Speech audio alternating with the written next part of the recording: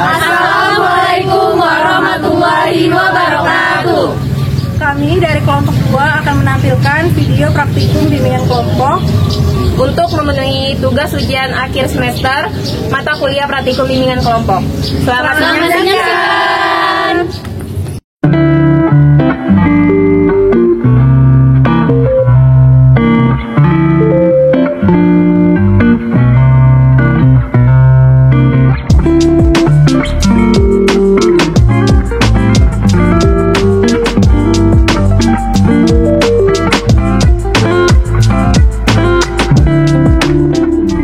Assalamualaikum warahmatullahi wabarakatuh. Waalaikumsalam warahmatullahi wabarakatuh. Selamat siang anak-anak. Siang, Bu. Gimana kabarnya hari ini? Alhamdulillah, luar biasa. Allahu Akbar. Oke, nah jadi Ibu pertama-tama mau berterima kasih dulu kepada kalian karena kalian sudah menyempatkan untuk hadir pada siang hari ini untuk mengikuti kegiatan kita pada siang hari ini. Nah, sebelum memulai kegiatan kita pada hari ini, ada yang mau memimpin doa? Saya mau. Boleh. Baik, mungkin sebelum kita memulai kegiatan pada hari ini, alangkah baiknya kita berdoa terlebih dahulu. Doa mulai. Berdoa selesai. Oke, terima kasih nak. Nah, setelah berdoa, kira-kira kalian ini sudah pada kenal atau belum? Belum, Bu. Dengan Ibu sudah pada kenal?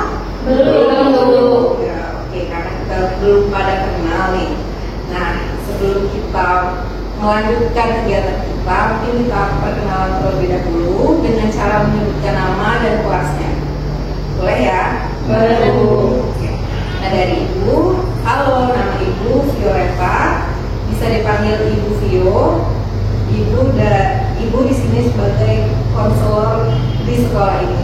Halo. Bisa dilanjut dari kiri Ibu. Halo, perkenalkan nama saya Sri Anggraini dari kelas 12 IPA 1. Halo, perkenalkan nama saya Bagus Sabarentu, saya berasal dari 12 IPS 1. Halo, bagus. Halo semuanya, perkenalkan nama saya Ina Rizina, saya dari kelas 12 IPA 3. Halo, Ina. Halo semuanya, perkenalkan nama saya Agus Stella, saya dari kelas 12 IPS 2. Halo, Sheila. Halo semuanya, perkenalkan nama saya Kristina Porsimulon, saya dari kelas 12 IPA 1. Halo, Kristina. Halo, perkenalkan nama saya Aris Marcella, saya dari kelas 10 IPS 3. Halo, Agis. Halo semuanya, perkenalkan saya Putri Sriwati dari kelas 12 IPA 2. Halo, Tri. Oke, jadi semuanya udah pada kenal? Sudah, Bu. Bisa diulang nama Ibu tadi siapa? Ibu Vio. Boleh Ibu tes? Boleh. Oke, yang ujung sana tahu nggak nama yang ini siapa? Putri. Yang ini tahu nggak nama yang jilbab abu siapa? Agis, Bu. Oke, benar? Benar, Bu. Benar Putri? Benar. Oke. Nah, karena kita sudah kenalan, kira-kira ini sudah hafal belum nama satu sama lain? Sudah. Bu. Oke, nah ini kira-kira udah bisa ini belum? Udah bisa menjalin hubungan yang baik belum antara anggota? Bisa, Bu. Oke, karena sudah, Ibu mau tanya kira-kira ada yang tahu nggak kita hari ini mau ngapain? Bimbingan kelompok. Oke, nah, ada yang udah pernah dengan kelompok sebelumnya? Belum. Nah, kira-kira ada yang tahu nggak bimbingan kelompok itu apa? Bu. Boleh. Diskusi kelompok. Kelompok, bagus jawabannya. Agis? Untuk memberi bantuan kepada siswa melalui bimbingan kelompok. Oke, baik. Bagus ya jawabannya. Rina? Kalau menurut Linda, bimbingan kelompok itu interaksi satu sama lain kepada satu kelompok itu. Oke, bagus juga ya jawabannya. Kristina boleh? Ya, bimbingan kelompok itu Bu kayak beberapa orang, kayak 2 sampai 5 orang untuk membahas yang bimbingan kelompok juga. Oke, bagus ya. Jawabannya udah pada benar. Boleh applause dulu. Di sini Ibu mau menjelaskan sedikit. Bimbingan kelompok itu merupakan suatu kegiatan yang dilakukan oleh pemimpin kelompok, yaitu Ibu bersama kalian para anggota kelompok, yang dimana kita akan membahas mengenai fenomena-fenomena atau peristiwa yang sedang hangat terjadi di kalangan sekitar. Paham? Paham, Bu. Oke, karena kalian sudah pada tahu nih pengertian bimbingan kelompok itu apa, kira-kira ada yang tahu nggak tujuan bimbingan kelompok itu apa? Boleh, siapa dulu? Agis dulu boleh? Untuk menambah wawasan. Menambah wawasan. Bagus ya jawabannya? Bagus? Kalau pendapat saya kayak kegiatan bertukar informasi, Bu. Bertukar informasi, benar ya jawabannya. Rina boleh? Bisa untuk kayak rasio komunikasi biar saya diri juga. Oke, benar sekali jawabannya. Saya boleh? Menambah teman baru. Oke, benar semua ya jawabannya sudah bagus. Cuman mungkin Ibu mau tarik kesimpulan sedikit. Tujuan dari bimbingan kelompok itu ada beberapa. Yang pertama itu menambah pengetahuan dan wawasan anak-anak sekalian. Yang kedua itu kalian bisa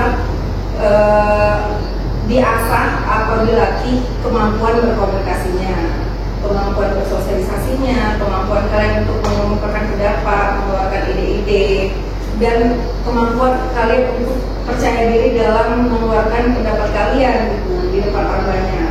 Yang ketiga, bimbingan kelompok itu dapat mendorong kalian agar kalian itu tingkah lakunya lebih efektif daripada sebelumnya, mendorong pemikiran dan wawasan kalian juga untuk lebih matang daripada sebelumnya. Kira-kira paham? Paham, Bu.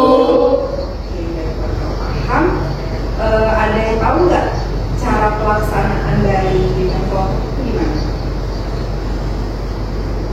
Kalau Bu, Oke, nah, cara pelaksanaan dari bimbingan kelompok itu nantinya Ibu sebagai pemimpin kelompok akan memulai diskusi dengan kalian.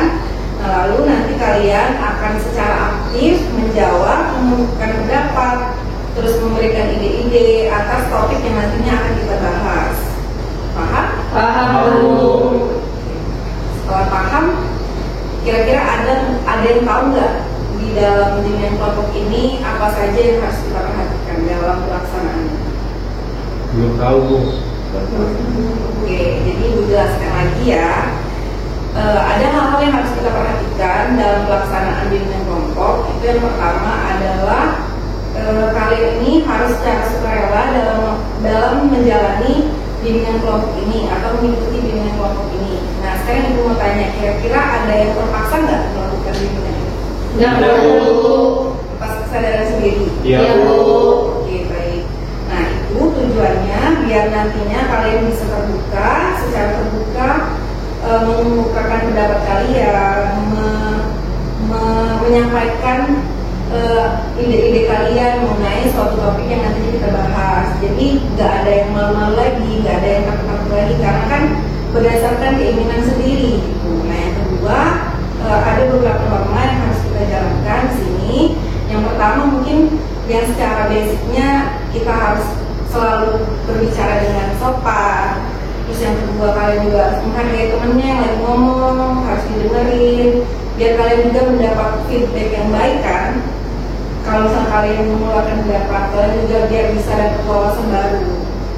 Nah, yang ketiga itu kalian juga harus misalnya nantinya kalian itu mau izin ke toilet atau mau mengemukakan pendapatnya atau kalian mau permisi sebentar, boleh angkat tangannya terlebih dahulu agar nanti Ibu dapat mempersilahkan biar nanti jalannya bimbingan kelompok ini bisa teratur gitu, dan efektif. Nah, yang terakhir dan yang paling penting, jika nantinya ada pembahasan yang bersifat personal atau pribadi dan bersifat rahasia dari teman-teman di sini, kalian ini harus saling merahasiakan dan jangan sampai pembahasan itu keluar dari ruangan ini. Sepakat? Sepakat, Bu. Belum kompak kayaknya. Sepakat semuanya? Sepakat, Bu. Baiklah, karena Ibu sudah menjelaskan apa itu pengertian bimbingan kelompok, tujuannya, cara pelaksanaannya, dan apa saja yang harus diperhatikan ketika pelaksanaan bimbingan kelompok, kira-kira ada yang mau menyimpulkan nggak penjelasan itu? Boleh tunjuk tangan? Bu. Boleh, bagus. Jadi menurut kesimpulan yang saya ambil dari penjelasan Ibu tadi, bimbingan kelompok ini merupakan salah satu layanan BK, yang mana di dalam layanan tersebut itu memanfaatkan dinamika kelompok. Terus juga di dalam bimbingan kelompoknya itu saling memberikan informasi Bu, gitu, seperti itu, dan juga untuk melatih skill komunikasi antar anggota kelompok Bu. Oke, benar sekali ya, udah sangat jelas itu penjelasannya. Ada yang mau menambahkan mungkin? Boleh menambahkan? Boleh, Putri?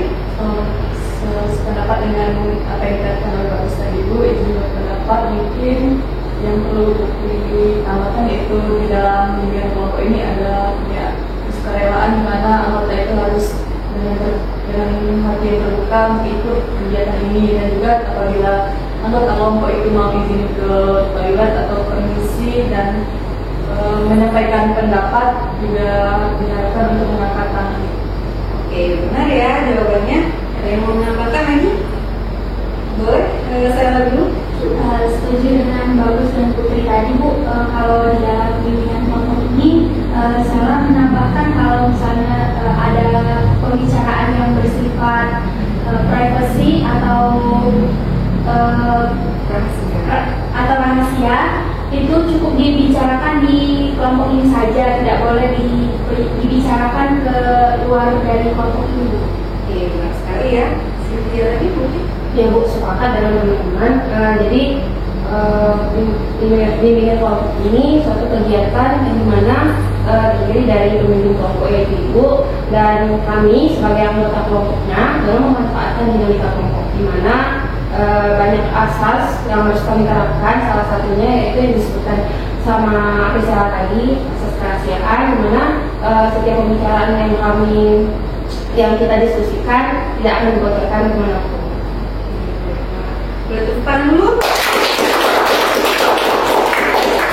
Oke, udah bagus semua ya jawabannya. Kayaknya udah mengerti semua, udah paham dengan apa itu bimbingan kelompok, tujuannya, pelaksanaannya, apa yang harus kita perhatikan pada saat pelaksanaannya. Nah, jadi Ibu mau tanya nih, kira-kira kalian sudah siap belum menjalani ke tahap selanjutnya? Siap Bu. Oke, tekan dulu. Oke, nah kita mau lanjut ke tahap selanjutnya. Tapi kayaknya lemes semua ya kalian ini. Karena lemes semua, kalau misalnya ice breaking dulu sama Ibu gimana? Boleh. Mau? Oke, nah Ibu ada ice breaking sedikit. Kita mau main yang namanya kuncup-kuncup kakak. Nah kalau misalnya Ibu bilang kuncup, kalian gini. Kalau bukan Ibu. Jadi nanti setelah kuncup-kuncup kakak, nanti akan Ibu tunjuk yang salah berarti tidak putus. Oke? Ya Bu. Oke. Kuncup-kuncup mekar-mekar, kuncup-kuncup mekar-mekar, kuncup-kuncup mekar-mekar.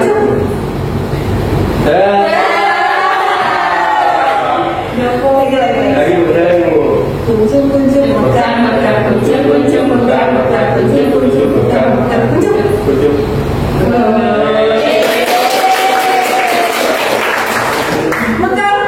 Mekar.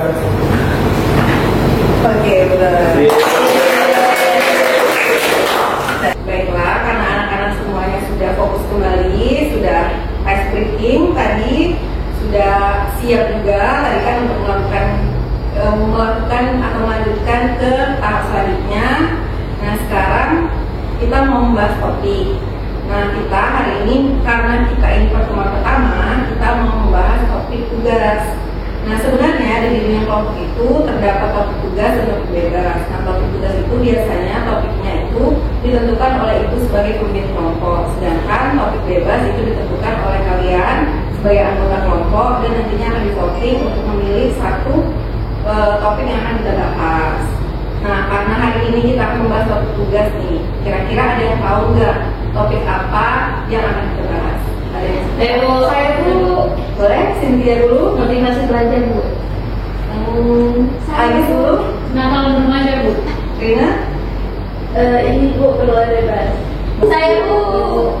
Saya dulu. Prokrastinasi akademik Bu. Putri. Workout Bu. Kristina. Bullying Bu. Bagus. Keselamatan berkendara Bu. Oke. Oke, nah jadi semuanya udah menebak. Kira-kira siapa yang benar? Saya yang benar itu bagus. Jadi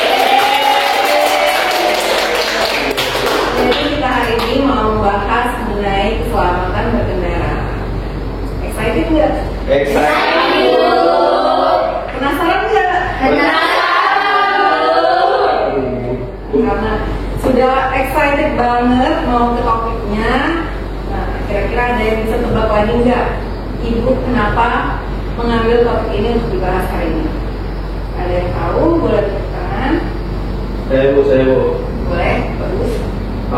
Kalau nebak dari Ibu kenapa milih topik ini, mungkin karena banyak anak remaja atau usia kami ini banyak yang melanggar lalu lintas, Bu. Mungkin itu, Bu. Benar sekali, ada yang mau menambah lagi? Nah, benar ya, kata bagus tadi sudah jelas jawabannya. Kalau maraknya terjadi akhir-akhir ini itu kecelakaan lalu lintas, apalagi di kalangan seumuran kalian yang masih menggunakan secara aktif kendaraan bermotor maupun bermobil untuk pergi ke sekolah. Nah, biasanya akhir-akhir ini kan kalian ada mendengar nggak banyak berita-berita, mungkin ada mahasiswa atau siswa yang mengalami kecelakaan tersebut. Nah, itu biasanya dikarenakan mereka itu lalai dalam berkendara, tidak menggunakan atribut yang sebenarnya dan tidak mematuhi aturan-aturan yang berlaku. Nah, jadi harapannya setelah bimbingan kelompok ini sudah kalian lakukan, Ibu inginnya kalian itu lebih peduli dengan aturan-aturan berkendara, lebih peduli dengan keselamatan berkendara, sehingga nantinya mungkin harapannya kecelakaan lalu lintas itu dapat berkurang frekuensinya, dan kalian juga dapat mengingatkan pada teman-teman kalian di luar kelompok ini untuk selalu peduli dengan keselamatan berkendara. Kira-kira sudah paham? Paham, Bu. Sepakat mau membahas topik ini? Sepakat, Bu. Oke, nah, karena sudah sepakat semua, Ibu mau tanya nih, kira-kira kalian ada yang tahu nggak apa itu keselamatan berkendara? Saya Bu. Ya, Cynthia. Jadi menurut Cynthia, keselamatan berkendara itu perilaku mengemudi yang aman untuk menghindari terjadinya kecelakaan lalu lintas. Oke, sudah sangat jelas ya jawabannya, baik sekali jawabannya. Terima kasih Cynthia. Yang lain? Kristina. Menurut Presiden itu kayak mengajukan kita agar mendapat tidak tertib dalam berkendara agar tidak kecelakaan lalu lintas juga. Oke, baik, bagus sekali jawabannya. Sela? Saya Bu setuju dengan teman-teman tadi. Kalau misalnya keselamatan berkendara itu mengemudi dengan aman untuk menghindari kecelakaan berkendara, Bu. Oke, sudah bagus ya jawabannya. Boleh applause dulu. Oke, jadi karena jawaban kalian sudah pada benar semua, Ibu mau menarik kesimpulan sedikit. Keselamatan berkendara itu mengacu pada perilaku mengemudi yang ideal dan memiliki tingkat keamanan yang tinggi bagi diri sendiri dan orang lain agar terhindar dari kecelakaan lalu lintas. Nah, jadi sudah pada benar semua jawabannya. Kira-kira udah paham semua belum apa itu keselamatan berkendara? Paham, Bu. Oke, nah, kira-kira tadi kan ada Ibu menyinggung tingkat keamanan yang tinggi. Nah, menurut kalian gimana sih caranya para pengendara itu memiliki tingkat keamanan yang tinggi? Ya, ini. Mungkin kalau misalkan kayak dia naik motor dulu itu bisa kayak helm, terus sarung tangan, jaket, terus sepatu, itu kan kayak dia melindungi dirinya gitu loh, dia tidak tahu luka yang berat gitu. Terus kalau misalkan mobil bisa kayak efektif jauh. Oke, benar sekali jawabannya tadi sudah sangat lengkap. Boleh pertanyaan? Nah, jadi benar sekali ya. Jadi gimana caranya pengendara itu bisa memiliki tingkat keamanan yang tinggi? Itu bisa memakai atribut yang lengkap. Seperti yang kata Rina tadi, mungkin atribut lengkapnya seperti helm, terus sarung tangan, harus memakai spion dalam motornya, terus harus menghidupkan lampu motor, Kalau untuk mobil, ada yang tahu? Sabuk pengaman Bu. Iya, sabuk pengaman. Nah, jadi biar tingkat keamanan berkendaranya tinggi, apalagi kan kita nggak tahu ya resiko dari gejala itu apa aja. Mungkin kalau misalnya memang kemungkinan terburuknya terjadi kecelakaan itu bisa diminimalisir dengan atribut lengkap tadi. Paham? Paham, Bu. Nah, oke. Setelah kalian paham nih mengenai atribut, sudah paham juga mengenai keselamatan berkendara, kira-kira menurut pendapat kalian kecelakaan lalu lintas itu bisa diantisipasi atau enggak? Bisa. Boleh kompak jawabnya? Bisa. Mungkin ada yang mau mengungkapkan alasannya dulu, mulai dari mana? Kira-kira bisa karena apa? Saya Bu, kalau menurut pendapat saya keselamatan berkendara ini bisa diantisipasi Bu.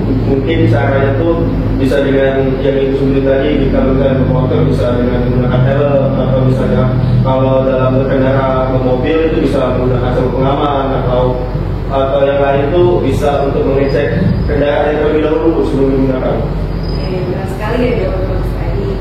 Nah, secara umumnya mungkin kecelakaan lalu lintas itu bisa diantisipasi dengan yang penjelasan bagus tadi. Tapi di sini Ibu mau menjelaskan lagi kepada kalian kalau ada yang namanya istilah defensive driving. Nah, itu adalah salah satu perilaku praktik mengantisipasi situasi berbahaya. Nah, jadi dengan defensive driving ini pengendara itu biasanya dapat memiliki sikap yang siap untuk menghadapi seluruh situasi dalam jalan, terlepas dari misalnya ada kelalaian dari pengendara lain. Nah, karena dia sudah siap, karena praktik mengemudinya sudah menggunakan defensive driving tadi, jadi dia lebih bisa menghadapi situasi tersebut gitu. Nah, kira-kira dari defensive driving ini kan ada 3 kunci utama. Ada yang namanya kewaspadaan, ada yang namanya kesadaran, dan ada yang namanya sikap atau mental atau attitude. Nah, kira-kira ada yang bisa jelasin nggak dari 3 kunci utama itu? Boleh? Mungkin kalau kesadaran itu Bu, pengendara tuh perlu kesadaran dalam penguasaan diri dalam berkendara, seperti dengan mengikuti aturan dan tata tertib yang ada di jalan Bu. Nah, kalau untuk kewaspadaan itu ya, pengendara juga harus perlu ada kewaspadaan dalam berkendara agar bisa aman di jalan. Nah, untuk sikap, mental dan attitude itu pengendara itu perlu bisa mengendalikan sikap dan emosinya ketika membawa kendaraan. Oke, benar sekali jawaban Putri. Mungkin ada yang mau menambahkan? Saya Bu. Boleh sendiri? Mungkin hampir sama Bu, tapi yang saya ketahui itu ada 3, dimana itu kondisi pengemudi, dimana pengemudinya itu dalam keadaan sehat atau fokus Bu dalam berjalan. Lalu ada karakter pengemudi dan ketiga kondisi kendaraannya, apakah bisa digunain atau enggak. Jadi sudah benar jawaban Putri dan Cynthia tadi. Mungkin Ibu mau menarik kesimpulan lagi ya mengenai 3 kunci utama ini. Tadi kan ada yang namanya kesadaran, ada kewaspadaan, dan sikap dan mental. Nah, itu kalau dari kesadaran sendiri, itu artinya pengendara tersebut itu secara sadar membawa kendaraan dan secara fokus gitu mengendarai kendaraannya. Kalau misalnya waspada itu dari pengemudi sendiri itu waspada akan keadaan di jalan. Mungkin ada jalan yang rusak atau ada cuaca yang tidak baik. Jadi dia selalu waspada atas seluruh kondisi dari jalan tersebut. Nah, kalau mungkin untuk sikap dan mental itu cara pengemudi, benar karena tadi cara pengemudi untuk mengontrol emosinya dalam berkendara. Sampai sini paham? Paham Bu. Oke, nah mungkin ada yang mau ditanyakan? Ya, Christina? Bu, misalnya pengendara itu sudah menerapkan defensive driving, apakah masih ada beberapa pengendara tersebut mengalami kecelakaan lalu lintas? Oke, nah jadi bagus sekali pertanyaannya. Yang penting di close dulu pertanyaannya. Jadi Ibu jawab sedikit ya. Tentu saja terdapat peluang dari pengendara tersebut masih terjadinya kecelakaan lalu lintas. Karena ada beberapa faktor dari terjadinya kecelakaan lalu lintas. Yang pertama itu adalah faktor manusia, yang kedua ada faktor jalan, yang ketiga ada faktor cuaca, dan yang keempat ada faktor kendaraan. Nah, mungkin ada yang tahu dari 4 faktor tersebut? Saya Bu. Ya boleh, Agis. Jadi faktor manusia itu Bu, faktor yang paling dominan dalam kecelakaan, seperti melanggar rambu-rambu lalu lintas. Terus faktor kendaraan itu, misalnya remnya itu tidak berfungsi sebagaimana seharusnya Bu. Faktor jalan itu seperti kondisi jalan yang rusak dan berlubang. Kalau faktor cuaca, diduga akan adanya kabut atau hujan seperti itu. Oke, benar sekali ya jawabannya, boleh close. Kurang semangat, close lagi. Benar sekali jawaban Agis tadi sudah sangat jelas. Benar kata Agis tadi, mungkin Ibu akan bahas kesimpulan sedikit. Faktor manusia itu faktor dari manusianya itu sendiri. Misalnya kelalaian, ngantuk, atau tidak fokus dan sebagainya. Kalau misalnya faktor kendaraan itu lebih ke kondisi kendaraannya, mungkin remnya blok atau spionnya tidak ada, lampunya tidak hidup dan sebagainya. Kalau misalnya faktor cuaca itu lebih ke cuaca di saat dia berkendara, mungkin ada hujan, kabut, jarak pandangnya tidak jauh, jadi mengakibatkan kecelakaan lalu lintas. Nah, yang terakhir itu ada faktor jalan. Seperti yang kita tahu, mungkin jalan di Indonesia ini kan banyak yang rusak, mungkin jalan tol juga bergelombang dan sebagainya, itu bisa menyebabkan kecelakaan lalu lintas. Nah, mungkin setelah faktor ini ada yang ditanyakan atau sudah paham? Paham Bu. Sudah paham belum? Paham Bu. Oke, nah, jadi dari sudah paham mengenai faktor ini, mungkin kita akan lanjut ke dampak dari kecelakaan lalu lintas. Mungkin ada yang tahu dampak dari kecelakaan lalu lintas itu apa? Saya Bu. Boleh Cynthia? Baik Bu, jadi dampak kecelakaan lalu lintas itu bisa secara fisik ya Bu. Nah, akibat kecelakaan lalu lintas itu bisa diantaranya kecacatan permanen, kematian, lalu ada benturan, kerusakan sensor gerak, dan hingga luka bakar. Oke, benar sekali jawaban Cynthia tadi ya. Mungkin Rina boleh? Sepakat sama jawaban saya itu, tapi dia menambahkan juga biasanya dampak yang kita yang terjadi dari kecelakaan itu bukan cuma di diri kita aja, tapi juga orang sekitar yang ada di lokasi kejadian. Jadi sebenarnya akibat kecelakaan lalu lintas ini juga tidak merugikan cuma satu pihak aja, tapi bisa merugikan dari pihak yang terlibat. Oke, benar sekali jawabannya, boleh di-pause dulu. Oke, terima kasih jawabannya Cynthia dan Rina. Benar ya, tadi kan kita sudah menyinggung faktornya. Kalau misalnya ada faktor, pasti ada dampak. Nah, dari dampak ini sudah benar ada pengukurnya tadi ya, kecacatan, kematian, dan lain-lain. Nah, mungkin ini Ibu akan menjelaskan lagi. Menjelaskan ulang, ada beberapa dampak dari kecelakaan lalu lintas. Yang pertama itu ada meninggal dunia. Pastikan mungkin terkadang ada yang meninggal dunia di tempat atau di rumah sakit. Nah, yang kedua itu ada yang namanya luka ringan. Nah, biasanya kalian kan ini banyak sekali di kalangan remaja, terutama itu misalnya kecelakaan kecil menabrak trotoar misalnya, atau terpleset dan lain-lain, itu bisa menyebabkan luka ringan tadi. Nah, luka ringan ini biasanya akan di karakteristiknya adalah dirawat di rumah sakit selama kurang dari 30 hari. Nah, kalau misalnya ada yang ketiga itu namanya luka berat, nah itu biasanya dirawat di rumah sakit selama 30 hari lebih. Nah, jadi itu biasanya luka berat ini bisa menyebabkan kecacatan fisik seperti kata Cynthia tadi. Mungkin bisa juga, kalian ada pernah melihat nggak teman-teman kalian yang mungkin ada keterbatasan dalam berbicara, gagap atau sebagainya karena kecelakaan? Mungkin ada ya? Nah, itu bisa jadi faktor dampak utamanya. Nah, seperti yang kata Rina tadi, benar ada dampak yang lainnya juga, yaitu keadaan dari sekitar kecelakaan tersebut. Mungkin jadi bisa menyebabkan kemacetan jalan, bisa menyebabkan lalu lintas yang tidak teratur, dan menyebabkan keramaian massa. Jadi biasanya kan kalian pernah nggak sih melihat kalau misalnya kecelakaan itu banyak orang yang turun mobil, turun motor mengerubungi karena ingin menonton atau memvideokan itu. Jadi itu kan membuat suasana jalan itu jadi tidak efektif, gitu. Tidak aman juga bagi pengendara yang lain. Mungkin sampai sini paham? Paham. Oke, kalau misalnya sudah paham semua, tadi kan kita sudah membahas tentang keselamatan berkendara nih. Terus kita udah membahas tentang atribut lengkapnya, defensive driving.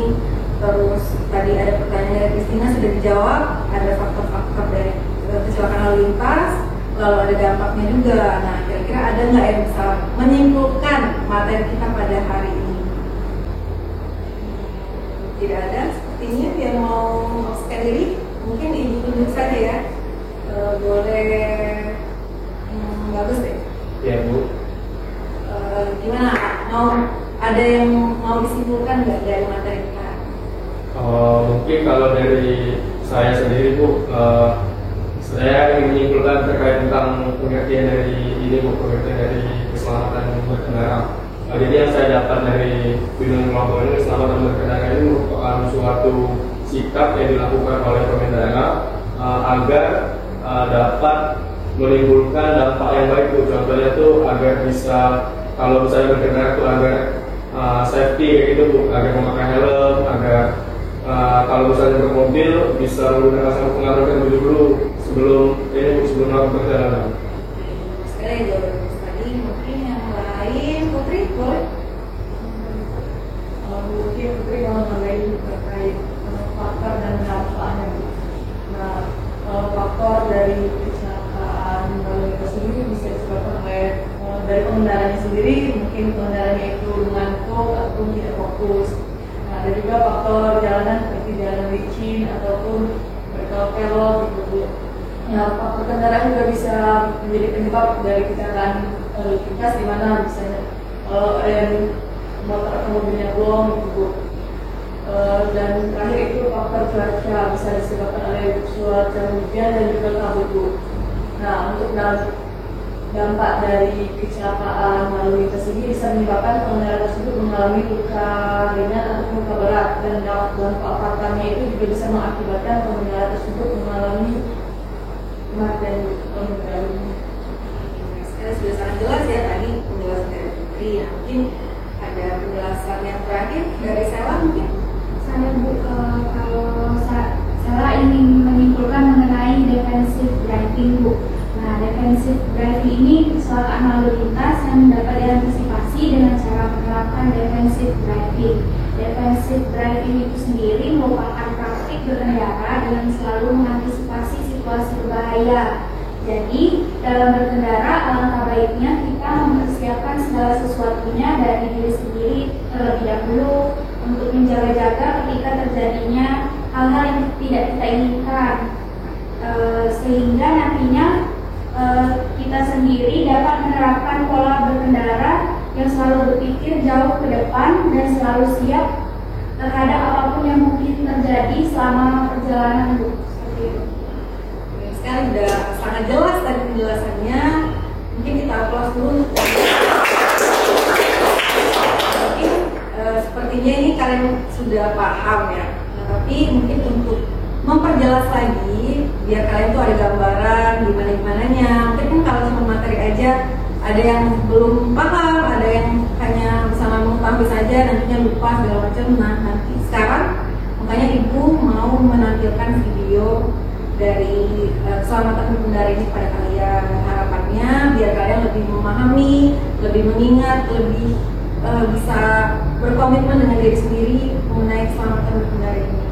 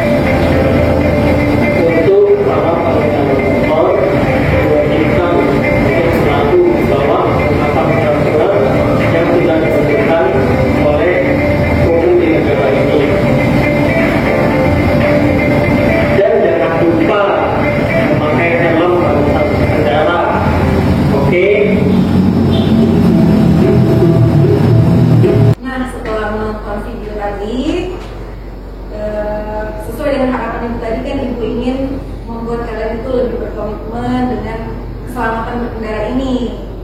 Nah, jadi Ibu minta sekarang kalian untuk menyebutkan sikap apa yang mau kalian lakukan ke depannya dan komitmen apa yang ingin kalian janjikan kepada Ibu dan teman-teman sekalian untuk lebih memperhatikan keselamatan berkendara. Mungkin bisa dimulai dari sebelah kanan. Mungkin komitmennya Putri bisa bawa motor itu lebih hati-hati lagi Bu. Oke, kalau Adis, Sama Bu. oke, kalau Kristina, Kedepannya lebih kalau pekerja-pekerja itu pakai helm. Kalau saya lebih memperhatikan kendaraan sebelum pergi kemana-mana.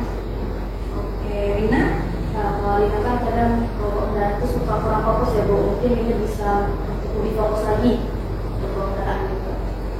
bagus. Kalau saya mungkin ini Bu, kedepannya bakal lebih mengurangi menggunakan handphone di jalan Bu, pada saat mengendarai motor atau mobil.